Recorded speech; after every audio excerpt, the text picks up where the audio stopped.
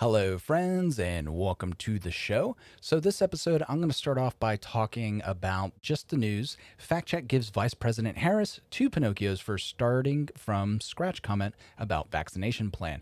Two Pinocchios is like a rating of half true, according to the Post's explanation of the Pinocchio test ratings. So, I'm actually creating this video the night before because I'm not 100% sure when I wake up in the morning whether or not I'll have electricity. So, this may be updated between now and then. A Washington Post fact check has given a statement made recently by Vice President Kamala Harris a rating of two Pinocchios. There was no national strategy or plan for vaccinations. We were leaving it to the states and local leaders to try and figure it out. So that is false. There was no national strategy. There was a million jabs per day. There was a national strategy. And that national strategy is having the states and local leaders dictate how they were going to administer the vaccines, dictate how the state chooses to lock down, if they choose to lock down at all, because we do have a federalist system of government. Donald Trump didn't believe that the federal government should be heavy handed and take away the states' rights. He actually believed in the 10th Amendment. Call him a dictatorial fascist all you want, but when COVID 19 came around and he had the opportunity to seize power, he refused to do so. So I kind of resent the oh you're a Nazi or you support a fascist or you support a dictator, because he was given the opportunity to become a dictator, to act like some of these presidents or some of his co-leaders in different countries, right? And he did not act like them. He could have acted like Justin Trudeau. He could have acted like the prime minister from New Zealand and completely locked everything down in the United States.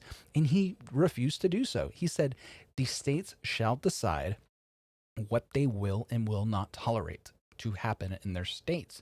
So California went full dictatorial lockdown, and the residents of California, are rejecting that, and they're in the act of recalling Governor Newsom.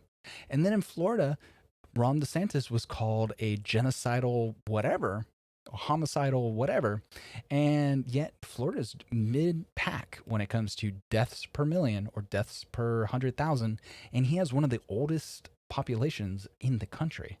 Yet he seems to be doing something right. And it's extremely unfair for somebody to call, and I'm going to double down on this, for people to call Trump a dictatorial fascist when he was the opposite. If he was truly a dictator, he would have acted as such when given the opportunity to become a dictator, but he chose not to. So that should say a lot about his character.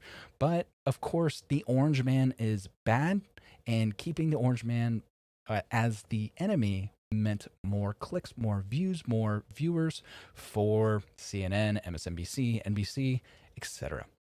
Continuing with the story and with the quote from Kamala Harris, and so in many ways we're starting from scratch on something that's been raging for almost an entire year.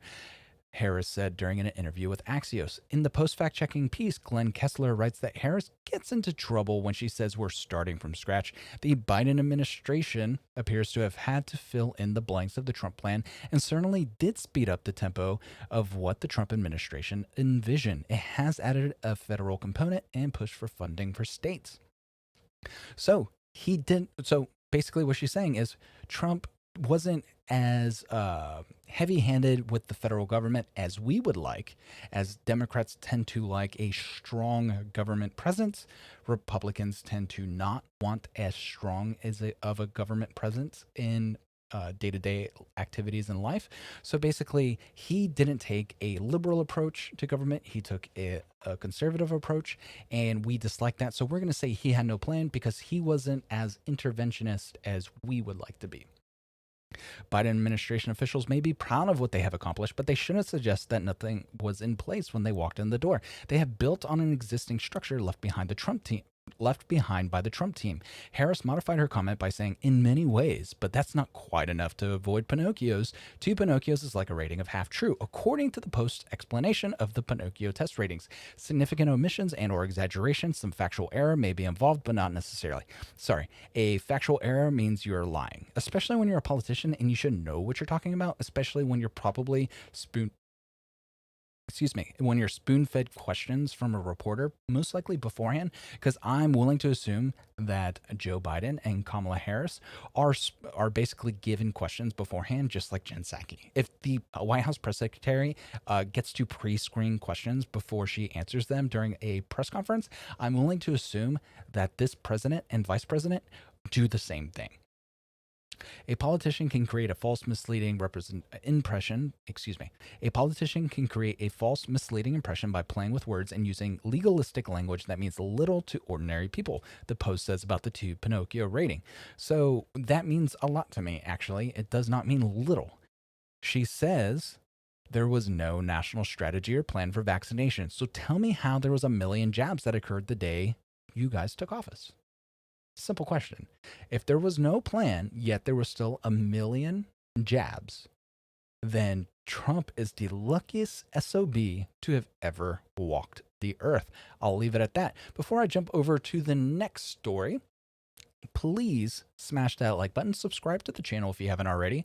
And if you'd like to contribute to the show, as you're well aware, as I've mentioned in a past few videos, there's going to be big changes coming to notcensoredyet.com. We're going to create a news aggregator of sorts. Hopefully I can figure that out because this is a one-man operation, and while also creating a fact checker. So basically I'll fact check one or two things a day, most likely. I'm in the process of buying a laptop, so something I can do while mobile because I have a little one. So as I'm chasing her around or whatever, I can do this on the go as opposed to always being stuck at the desk. But in order to do that, donations will help. So if you go to notcensoredyet.com/donate, you'll find links available where you can contribute to the show, both cryptocurrency and fiat. Whatever is convenient for you works for us because every little bit helps. And I feel like independent commentators are going to be the way of the future because I might be canceled or somebody else might be canceled, but if there's enough independent commentators who are all speaking their truth, right? Because my lived experiences are going to be different than somebody else's, but I feel like I have something to contribute and hopefully you enjoy that, but you can't silence everybody. So if you just help out a couple people that you do like, it's going to help basically amplify voices and get things rolling. The share button also helps a lot. You'll also find me on Twitter at NotCensoredYet. So let's jump over to Syrian Girl. The U.S. is the only country where 1.2 million people are put on a terrorist watch list without being charged or suspected of a crime. Russian Foreign Ministry on the persecution of participants in the January 6th Capitol Hill protests. So I think what she's getting at is now you have Russia basically saying, hey, U.S., you are not doing a good thing. You're being a bit cuckoo for Cocoa Puffs, even to us, right? So you have the way Russia, how Vladimir Putin's treating Navalny, right? And even basically the Russian government goes, hey, US, we wish we could be as tyrannical as you guys, but even we're not that cruel, which is kind of bananas if you really think about it. So here is from the briefing by Foreign Ministry spokeswoman Maria Zakharova, Moscow, February 4th, 2021. We are deeply concerned about the ongoing persecution campaign against the participants in the so-called storming of the U.S. Capitol on January 6, 2021, and against anybody at all who does not agree with the results of the latest presidential election. U.S. officials and an obedient media have labeled them domestic terrorists. By the way, did the ambassadors of the EU countries or EU representatives in the U.S. react in any way? Did they express concern about the Washington's rhetoric regarding its own citizens? No. Too bad. That's pretty cold, to be honest.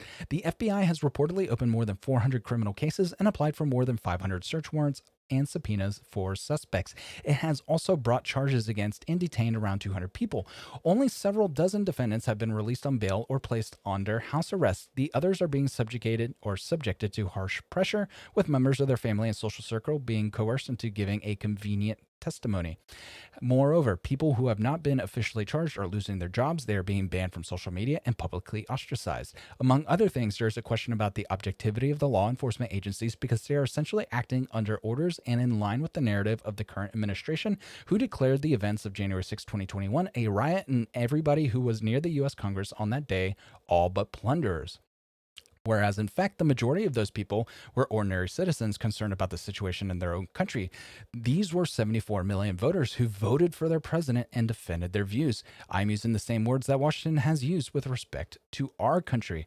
Their protests will not just go away. You cannot just sweep discontent under the rug. Even the rhetoric that the United States allows itself to use with respect to Russia will not help distract public attention from the country's own problems.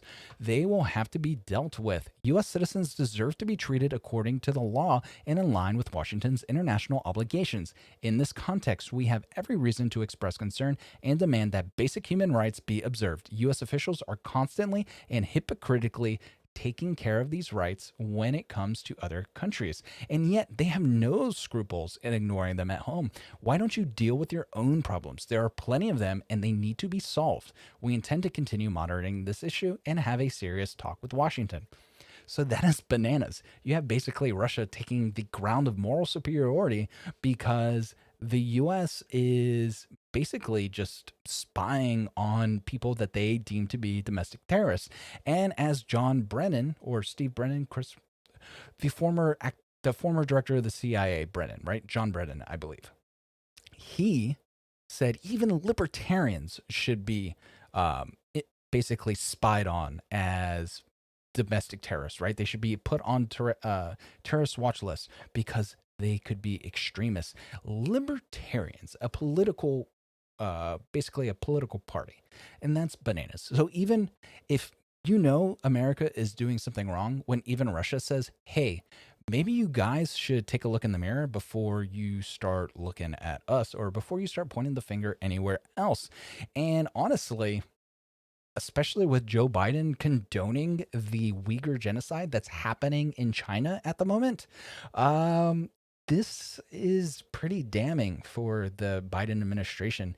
They need to figure out a way to unify the country because, like they said, you are not just going to sweep the discontent of 75 million people under the rug.